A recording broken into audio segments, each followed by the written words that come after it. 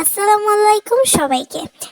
আজকে আমি এই ভিডিওতে দেখাবো কিভাবে সসেস বানাতে হয়। প্রথমে একটি ব্লেন্ডারে মাংস 3 সেকেন্ডের জন্য ব্লেন্ডার করে নিয়েছি। তারপরে এখানে দিয়ে দেব গোলমরিচ, শুকনো মরিচ, আদা আর লবণ।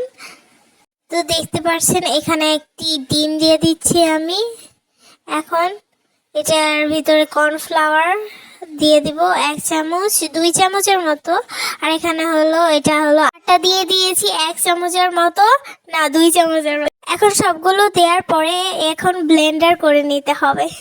যেখানে এটি রেখে শেপ দেওয়া হবে সেখানে একটু তেল নিয়ে তেল নিলে তাহলে আটকাবে না। তারপর দেখতে পাচ্ছেন আমার প্রথমটা নষ্ট হয়ে গিয়েছে, কিন্তু আমি আবারও করছি। তারপর ফয়েল পেপারে এটাকে রেখে সুন্দর করে মোড়াতে হবে, যেন এটা এমনভাবে মোড়াতে হবে যেন না বের হয়ে যায়।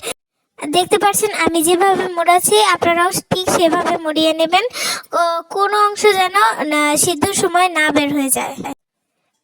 দেখতে দেখতেই এই যে এমনি 2 সাইডে একটু পেঁচিয়ে দিবেন। দেখেন আমি সিদ্ধ করে নেওয়ার পরে এগুলো ফ্রোজেন করে আপনারা সংরক্ষণ করতে পারেন।